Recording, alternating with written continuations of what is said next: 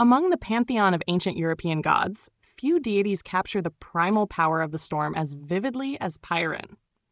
Known in Slavic mythology as the supreme god of thunder, lightning, storms, war, and justice, Pyerun is a figure whose attributes closely parallel those of Thor from Norse mythology. While Pyerun is rooted in the pre-Christian beliefs of the Slavic peoples, his role, symbols, and divine duties align so closely with other Indo-European storm gods that his stories resonate across cultures. To the ancient Slavs, Pyerun was not simply a weather deity. He was the protector of order, the guardian of oaths, and the divine enforcer who struck down chaos with bolts of lightning.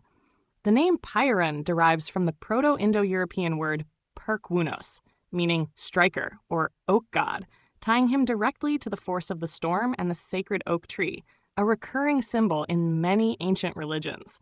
His presence was most vividly felt in the crack of thunder and the flash of lightning across the sky.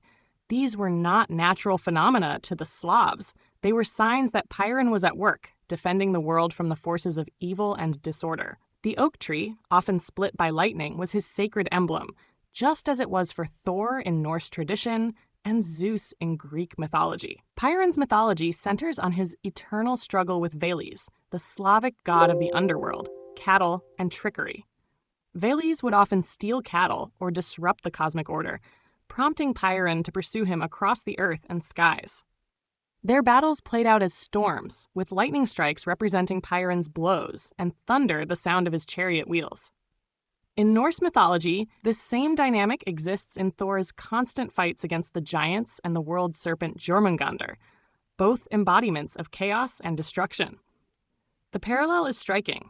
In both traditions, the storm god is the champion of law and order, forever clashing with adversaries who threaten the balance of the world. Pyerun's weapons vary in the myths, but he is most often associated with a mighty hammer, axe, or bow that could summon lightning and crush enemies. In some stories, he hurls stone or iron arrows from the heavens, which mortals would later find as thunderstones buried in the ground. These weapons closely resemble Thor's Mjolnir, the hammer that strikes with thunder and always returns to his hand.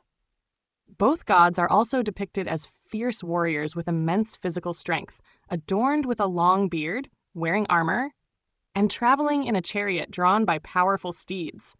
Pyerun's chariot sometimes pulled by goats or horses, much like Thor's chariot driven by his magical goats, Tangrisnir and Tangnjoster.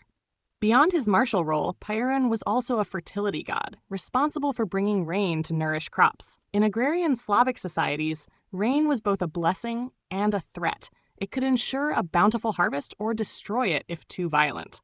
Pyerun's storms were therefore seen as both acts of protection and displays of his temper. This duality, nurturer and destroyer, mirrors Thor's connection to fertility in Norse belief, where his storms also brought life-giving rain to farmlands. Worshippers called upon Pyerun during planting and harvest seasons, offering prayers and sacrifices to secure his favor and avoid his wrath. Pyerun's sacred places were typically high ground, mountaintops, and oak groves, locations closest to the sky and therefore to him. Rituals involved offerings of bread, mead, livestock, and sometimes weapons. Festivals in his honor often coincided with summer storms, when his power was most visibly on display. In Norse tradition, similar rituals to honor Thor would involve feasts, toasts, and sacrifices, often under the open sky. Both gods' worship reflects an ancient understanding that storms were divine expressions of power to be both feared and revered. The Christianization of Slavic lands brought efforts to suppress Pyerun's worship, but his image persisted in folklore. He was often merged with or replaced by Saint Elijah in Christian tradition, a prophet who rides a chariot of fire and brings storms from heaven. This blending of traditions mirrors how Norse gods were adapted or demonized in Christian contexts, with Thor's protective traits sometimes transferred to saints or heroes in local legend. The similarities between Pyerun and Thor are no coincidence.